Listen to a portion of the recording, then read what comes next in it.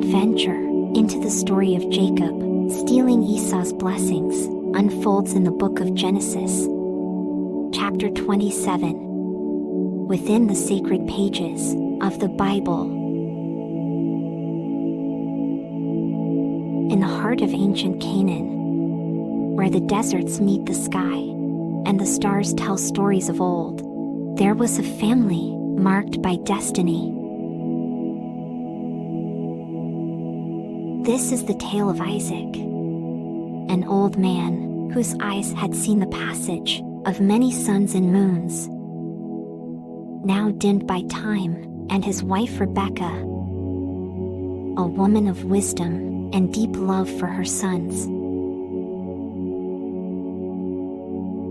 Their home was a place of both harmony and hidden tensions, nestled in the rolling hills, where the whispers of the past and the future danced in the wind.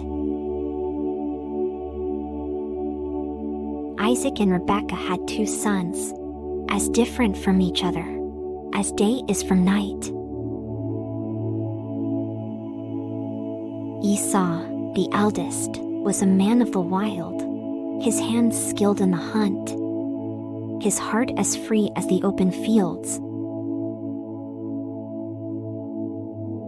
His skin was like the rugged earth, covered in hair, a testament to his untamed spirit.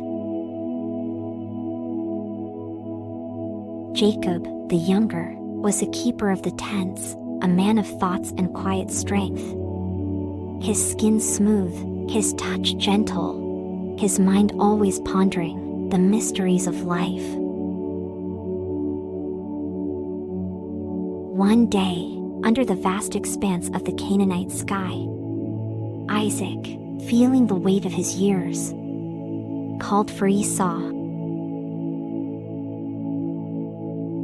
His voice, though weakened by age, carried the depth of a father's love and the urgency of unfulfilled wishes.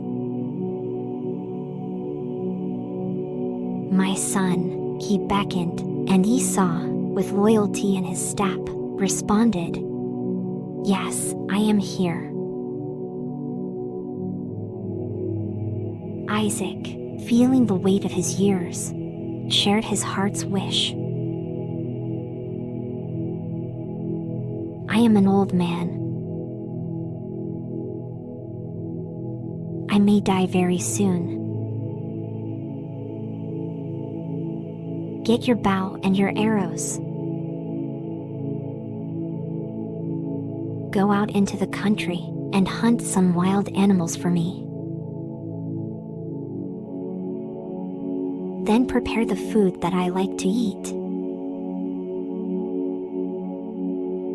Bring it to me so that I can eat it. Then I will give you my blessing before I die." Meanwhile, hidden from sight, Rebekah listened with a heart full of plans. As soon as Esau left, with a determined step, she turned to Jacob, her voice a whisper of intrigue and urgency. "I heard your father speak to Esau. He wants the savory food he loves, and then he will bless Esau before the Lord. But listen, my son, we will craft our own plan. Go, bring me 2 fine goats, and I will make that delicious food for your father. You will take it to him and receive the blessing meant for Esau." Jacob's worry was like a shadow crossing his face. "But my brother is as hairy as a wild beast, and I am smooth. If my father touches me, he'll know I'm a trickster, and I'll receive curses, not blessings." But Rebekah, with the determination of a mother, protecting her own, insisted, "Let any curse fall on me. Just do as I say." And so, the plan was set into motion.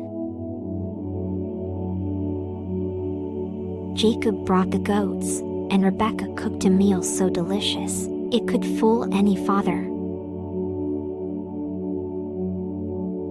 She then dressed Jacob in Esau's finest clothes, and covered his hands and neck with the goat's skins, making him feel like his hairy brother. Jacob, transformed and uncertain, approached his father. "My father," he said, and Isaac, puzzled, asked, "Who are you, my son?" Jacob, with a heart beating fast, lied. "I am Esau, your firstborn. I've done as you told me. Please eat, and then bless me." Isaac, confused by the quick return, asked, "How did you find it so quickly?" And Jacob said, "The Lord your God helped me find it." Approaching his father, Jacob held his breath as Isaac touched his arms. The voice is Jacob's, but the hands are Esau's. Isaac mused, yet he blessed Jacob, believing him to be Esau. Just as Jacob received his father's blessing, a blessing of abundance and power, Esau returned, his heart full of hope. But when the truth was revealed, the air turned heavy with shock and heartbreak. Esau's cry of despair echoed through the room, a sound of a blessing lost and a future uncertain. Esau begged his father for any leftover blessing, but Isaac's words painted a life of struggle and service. The seeds of bitterness and rivalry between the brothers grew deeper, a rift that time itself would struggle to heal. Rebekah, hearing of Esau's murderous vows, once again spun a web of safety around Jacob, sending him away to her brother Laban until the storm passed.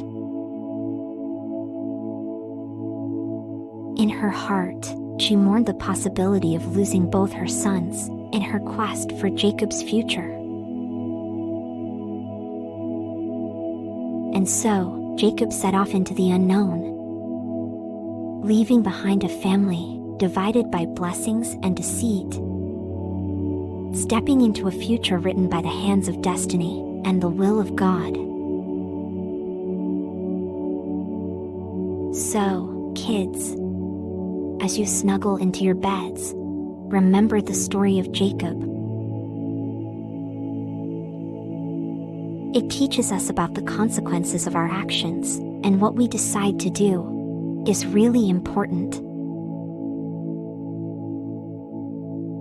Jacob made a choice to trick his dad and brother, and because of that, he had to leave his home and everyone he loved. It's like when you're about to go down a slide. Once you start sliding, you can't change where you're going to end up.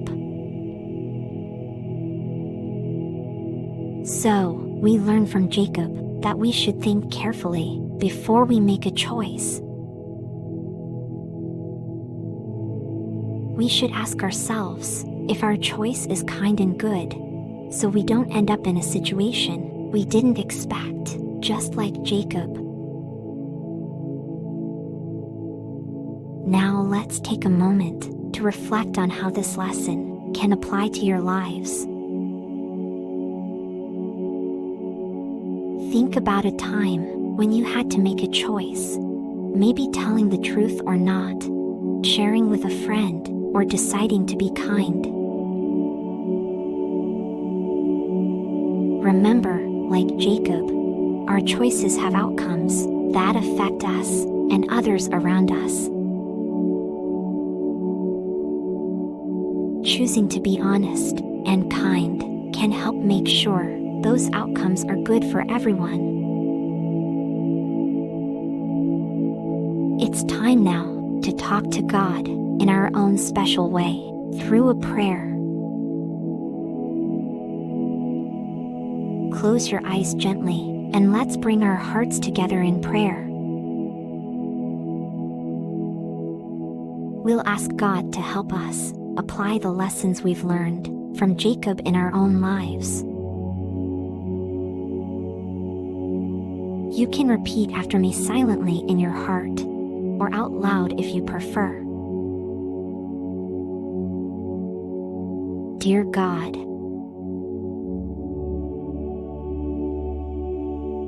as we settle into our beds tonight, we thank you for the story of Jacob, a tale of choices and their far-reaching consequences. Please help us to understand the importance of honesty and to face our own challenges with integrity.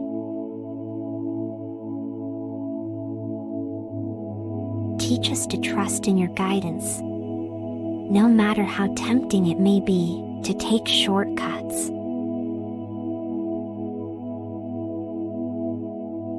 Give us the courage to admit our mistakes and the wisdom to make amends.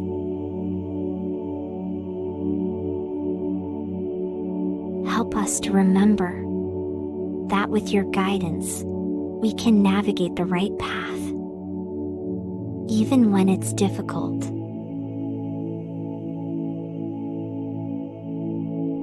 Inspire us to live truthfully and to seek your wisdom in every decision we make.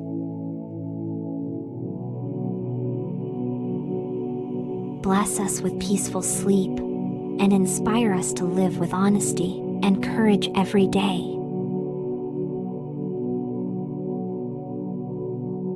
Amen. There we go, kids. With our hearts full of hope and our minds at peace, let's snuggle down into our pillows, feeling safe and loved.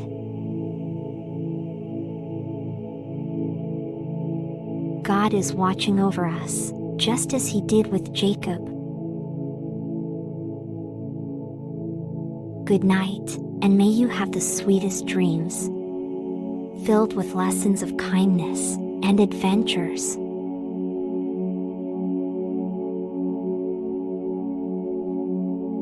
Sleep well, knowing you're never alone, for God is always with you.